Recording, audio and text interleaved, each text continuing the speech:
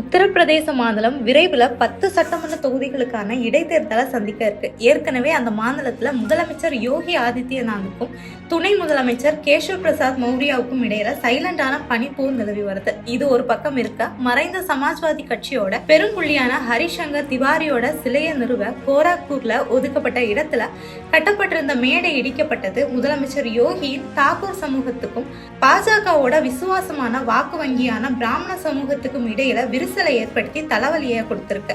1980களில் உத்தரப்பிரதேச மாநிலத்துல தாக்கூர் பிராமணர்கள் இடையேயான சாதி அரசியல் பல மோதல்களுக்கு வழிவகுத்து வந்துச்சு. ஆனா இந்த மோதல் கலவரமா உருவானது கோராக்பூர் பல்கலைக்கழகம் நிறுவப்பட்ட போதுதான். பல்கலைக்கழகத்துல சாதி அடிப்படையில ஆசிரியர்கள் நியமனம் மற்றும் மாணவர் சேர்க்கை நடைபெற்றது.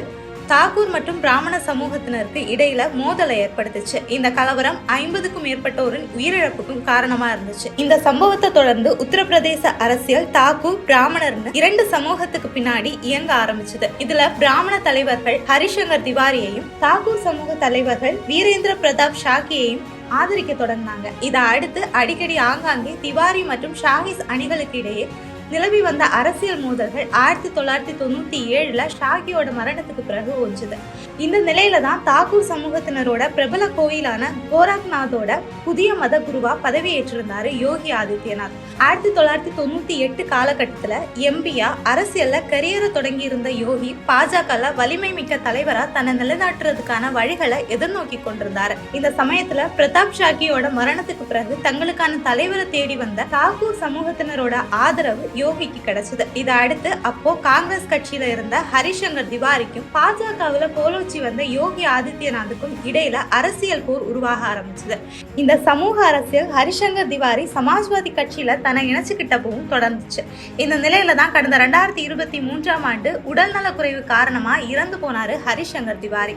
இதை அடுத்து உத்தரப்பிரதேசத்துல பிராமண சமூகத்தினரோட ஒப்பற்ற தலைவரா விளங்கின அவரோட நினைவா சிலை எழுப்ப தாக்கூர் சமூகத்தினர் ஆதிக்கம் நிறைந்த கோராக்பூர் பகுதியில இடம் ஒதுக்கப்பட்டுச்சு. இந்த நிலையில தான் கடந்த ஜூலை 31ஆம் தேதி அந்த இடத்துல சிலைக்காக எழுப்பப்பட்ட மேடையை தகர்த்திருக்கு யோகி அரசு.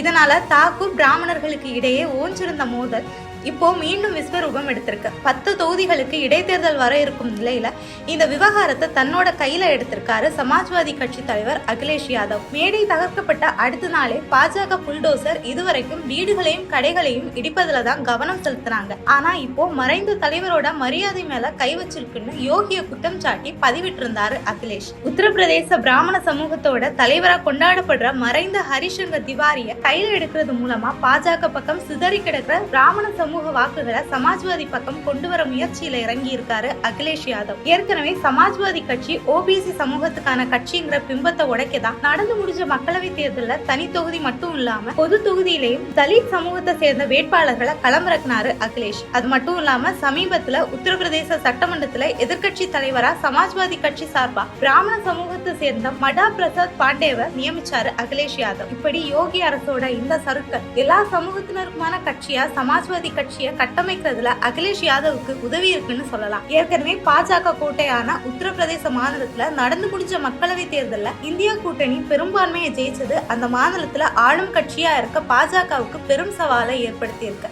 இதனால வர இருக்க சட்டமன்ற இடைத்தேர்தல்ல ஜெயிச்சே ஆகணுங்கிற கட்டாயத்துல யோகி இருக்க இந்த விவகாரம் பாஜகவுக்கான சவாலை மேலும் அதிகரிச்சிருக்கு.